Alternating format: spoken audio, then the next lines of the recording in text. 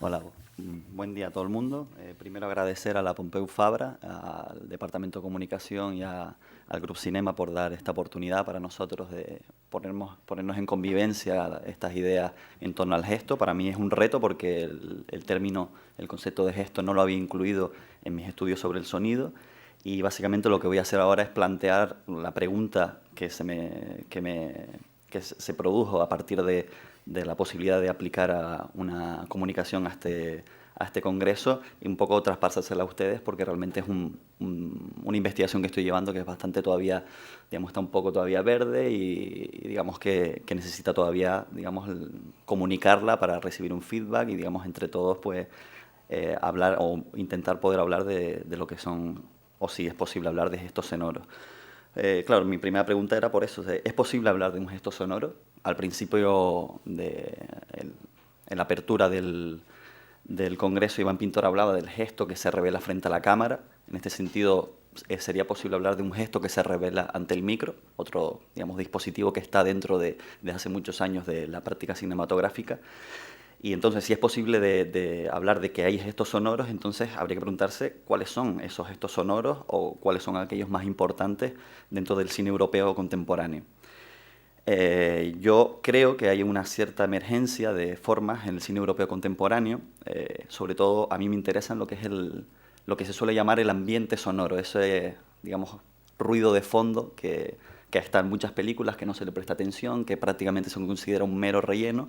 Y para mí creo que hay algunos directores, sobre todo, pues una responsabilidad sobre todo creo que del director, que le otorgan una cualidad estética, técnica y política propia a ese gesto de incluir un ambiente sonoro fuerte, una dimensión sonora fuerte a su cine. Porque siempre se habla de sonido, se tiende al diálogo, la voz, la música. En este sentido me gustaría partir de aquello que quizá está fuera totalmente de la mayor parte de la teoría cinematográfica.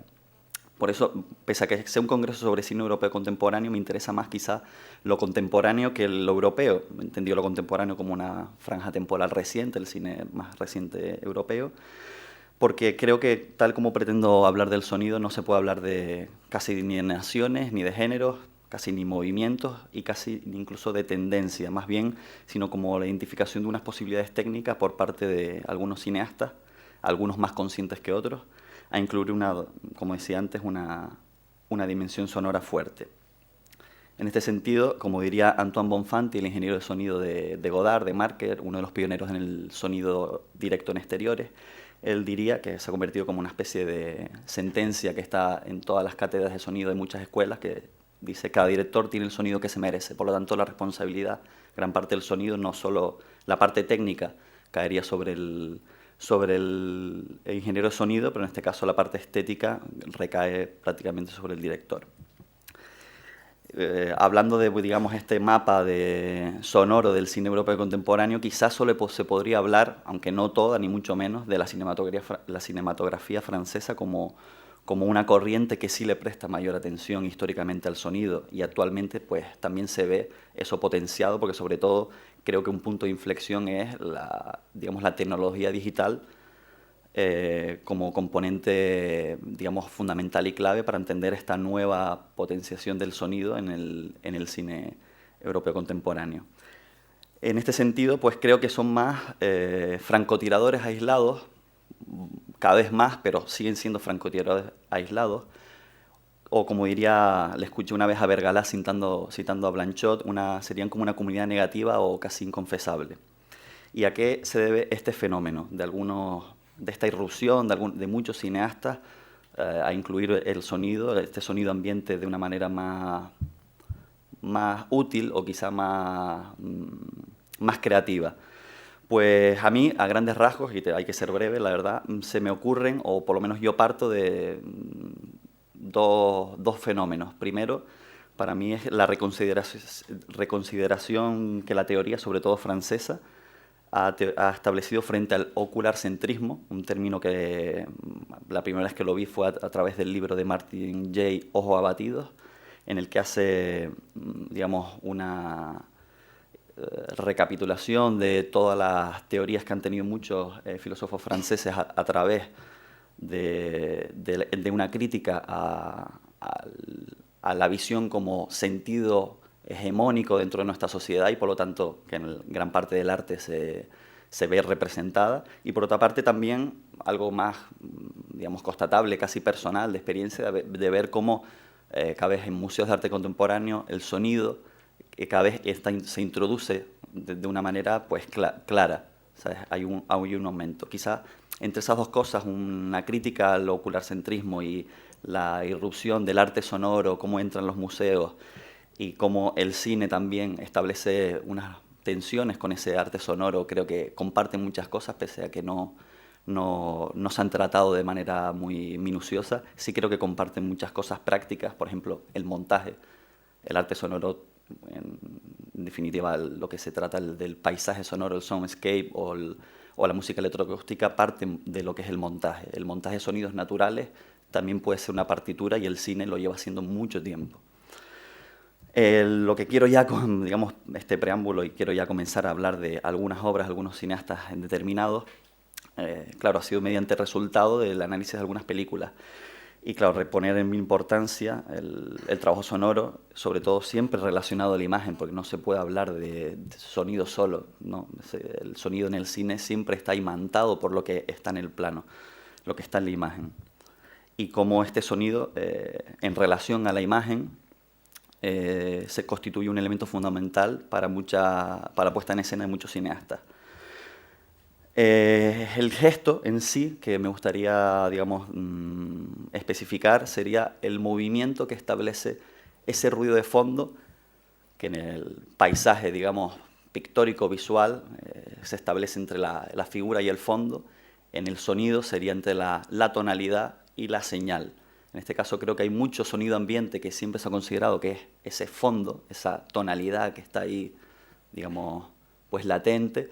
De repente aparece a primer término por momentos puntuales, por momentos de la narrativa de la película, por una aparición en fuera de campo fuerte que incide en una significación de ese sonido que quizá podría estar segundos antes sonando igual, pero de repente en ese momento adquiere, por una dialéctica con la imagen, adquiere una relevancia.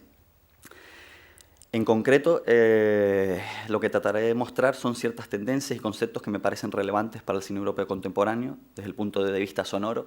Curioso, siempre no nos podemos privar del lenguaje ocular, desde el punto de vista sonoro. No puedes quitarte de encima el lenguaje que privilegia lo visual.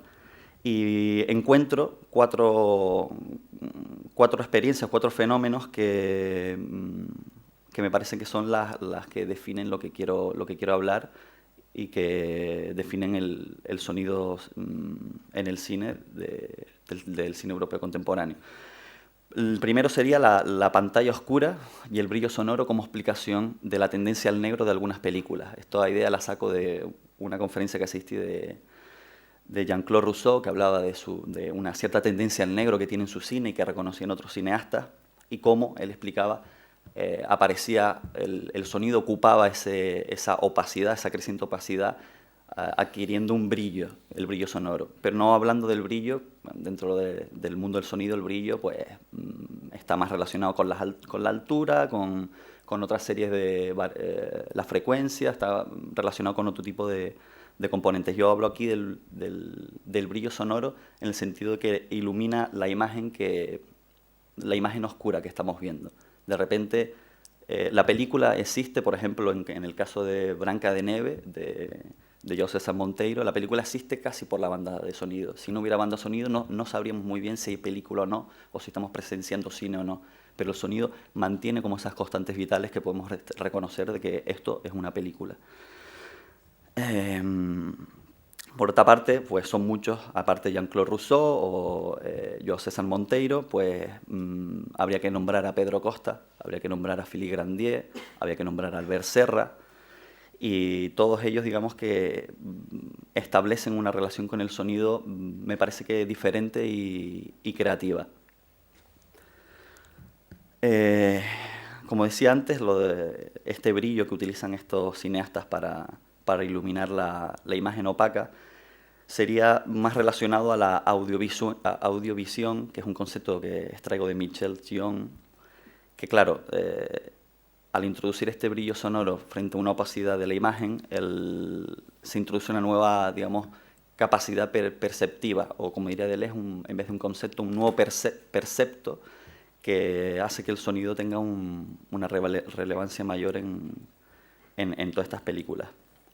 Un ejemplo que quizás se sale un poco de lo que es el cine europeo, pero sí considero que tiene una manera bastante europea de trabajar, por lo menos el sonido, es el cine de Apichatpong Weerasethakul, que todos sabemos que es tailandés, pero curiosamente tienen producción europea, quizá porque demuestra o ven estos productores europeos, ven un gusto por el sonido y que se reconocen quizá en el trabajo de este cineasta tailandés, digamos que lo absorben como un canon propio. Habría que preguntarse, ¿no?, qué sería del cine de Apichatpong, de esa magia, sin los ruidos de la selva, por ejemplo, como sin el misterio de saber de dónde viene ese sonido, de dónde viene ese magma sonoro y quién lo produce, ¿no? Como diría François Dolto en La imagen inconsciente del cuerpo, el mundo entero de las cosas mantiene una conversación con él, pero no en el lenguaje de los hombres. El otro aspecto, bueno, ya voy a ir bastante rápido, el otro aspecto que me gustaría reseñar es la conexión y la separación de espacios a través del sonido. Aquí estaríamos hablando entonces de una conjunción o disyunción sonora según la relación que tienen con la imagen. Aquí se introducirían también muchas teorías, por ejemplo la de Deleuze sobre el fuera de campo, que en síntesis, como explica él en sus propias palabras, en síntesis lo sonoro, en todas sus formas, viene a poblar el fuera de campo de la imagen visual y en este sentido se realiza cabalmente como componente de esa imagen. En este sentido él diferencia entre el fuera de campo que conjuga lo que está al lado con el fuera de campo que está en otra parte, digamos, que separa el campo, no está, digamos, relacionado con el espacio que describe la imagen, sino que viene de otra parte. Aquí me gustaría comparar dos prácticas, la de Pedro Costa por un lado en No cuarto da banda, en la que hace una cartografía de la convivencia y de las sensaciones que provoca esa convivencia, y creo que esa convivencia, esa cartografía de la convivencia a grandes rasgos, ya que su imagen está muy centrada en una imagen un planos muy cercanos. Pedro Costa dice que él no hace paisajes, con su imagen no hace paisajes, pero con su sonido sí, creo desde mi punto de vista. Y la propia frase que extraigo de un libro Entrevista a Pedro Costa, él mismo habla de que al lado de esa habitación tibia, donde habla con banda, otra película empezó a funcionar, a pedir, a hacer sonar las cosas, a darles brillo. Aquí es donde se va ya uniendo todo lo que quiero decir y comunicarles a ustedes, ¿no? Al lado de esta habitación tibia, otra película empezó a funcionar y a pedir, a hacerlas sonar las cosas, a darles brillo. Aquí se reúnen varias de las perspectivas que el sonido tiene ahora mismo en el cine europeo contemporáneo. La opción de Costa al filmar dentro del cuarto y posteriormente al filmar el resto del barrio como si fueran cuartos, un poco a la manera de Osu, necesitaba o encontraba la posibilidad de entrar en sintonía con el resto de cuartos. Esos cuartos que son en los que convive ese barrio y que digamos que se unen a través del sonido que está siempre en fuera de campo, pero que siempre entra en algunos momentos con mayor valor que otros. La otra película que me gustaría hablar, que es la reciente Tabú de Miguel Gómez, aquí sería el ejemplo de otra parte. La segunda parte del film, para el que no lo hayas visto, que transcurre, digamos, en la parte en África, en la parte, digamos, recordando una historia colonial de una serie de personajes. Hay un sonido muy rico en todos los sentidos, musical, la voz en off, de todo. Pero lo más importante, hay un momento que a mí me creó, digamos, una tensión muy fuerte, que es cuando el sonido, aparentemente ambiente, deja de ser sincrónico de repente y se convierte en un sonido totalmente fantasmal. Digamos, los personajes se mueven, sus cuerpos se mueven, pero el sonido no los acompaña. El sonido viene de otra parte. Quizá porque la película, digamos, en ese momento la película narrativa es la de recordar un pasado casi de una manera como una especie de ensoñación. En este caso, al hacer una disyunción entre el sonido y la imagen, la aparición de los cuerpos de una manera fantasmal, digamos que potencia potencia esa sensación de ensoñación, de recuerdo, de nostalgia, de melancolía. Y en este sentido, un simple ambiente que iba sonando durante toda la película de una manera, digamos, clásica, normal, al desajustarse con la imagen, crea una sensación, y digamos que, por eso digo que ese ruido que estaba al fondo de repente aparece en primer término y nos atrapa de una manera, pues, no muy común para lo que se puede llamar un sonido ambiente, ¿no? Para ir ya terminando, voy a tener que saltarme algunas cosas. Me gustaría concretar un poco más en el concepto de paisaje sonoro, que es conceptualizado por Robert Murray Saffer, un teórico y paisajista sonoro canadiense, pero que necesitó previamente de un teórico francés y músico francés, Pierre Saffer, que conceptualizó el concepto de objeto sonoro en su Tratado de los objetos musicales, que es fundamental. Una vez más se demuestra ahí el interés francés por sacar a la luz, digamos, el sonido de esa oscuridad y esa invisibilidad propia que tiene. Y bueno, me gustaría simplemente, porque creo que es un concepto que puede conjugarse muy bien con cierta teoría cinematográfica y que puede utilizarse de manera bastante rica, habría que primero diferenciar las dos partes del paisaje sonoro. El primero, el entorno, la perspectiva, digamos, naturalista, el entorno sonoro concreto de un lugar real dado, en palabras de Murray Saffer, sería el entorno acústico, el campo total de sonidos donde quiera que estemos.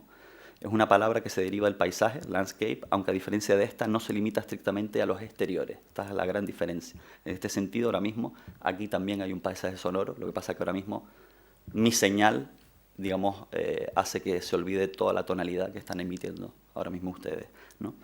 Pero me interesa más todavía el paisaje sonoro, que es un concepto más actual, como la fuente imaginaria de los sonidos percibidos, que también puede ser la recreación de un entorno sonoro ficticio. Aquí se establece la comparación entre lo que hace Pedro Costa, digamos, de crear un espacio a través del sonido, y la de Miguel Gómez en Tabú, que sería, en otro sentido totalmente diferente, la de crear una sensación totalmente imaginaria, el recuerdo de un paisaje sonoro que quizá no existió nunca como tal, pero que uno lo tiene incorporado y digamos que lo recuerda así. Y para terminar ya, digamos, hablar, yo creo que ya es hora de hablar del sonido como impresión, y que el registro sonoro del registro sonoro y su relación con el inconsciente acústico. Digamos que si Walter Benjamin teorizó en varias ocasiones sobre la aparición del inconsciente óptico en la época en la que el arte se reproduce técnicamente, se dejó en el tintero la misma reflexión sobre la posibilidad de hablar de un inconsciente acústico, aunque, como algunos autores han señalado, se puede derivar e interpretar a través de sus palabras. El registro y el trabajo sonoro de materialización también ponen en evidencia la historicidad de la percepción, haciendo posible la intervención del dispositivo técnico en ese lado oscuro donde la masa de los sonidos no escuchados se revelan. Por ejemplo, el pensamiento de John Cage, digamos que ese ruido de fondo, ese rizoma que en el fondo es el ruido, digamos, es el verdadero rostro del silencio. Para nosotros el silencio, por lo menos para la gente que digamos, investiga el sonido, pues el silencio no existe, digamos que tiene un rostro, que es el ruido. Y por eso creo que poco a poco se han ido introduciendo, más a base de susurros que de gritos, una dimensión sonora en el arte contemporáneo. Pero dentro de este arte contemporáneo y del pensamiento contemporáneo más en general, no se tiene en cuenta el papel que el cine ha tenido, casi a veces sin quererlo, en el trabajo y la percepción del sonido como materia estética. Y simplemente, pues, con eso intentar dejar todas estas preguntas y dudas que yo mismo tengo, y que espero que cuando vean una película, digamos, dejar de ser un poco solo ojos para, digamos, ser un cuerpo más completo, con orejas y todo, digamos. Muchas gracias.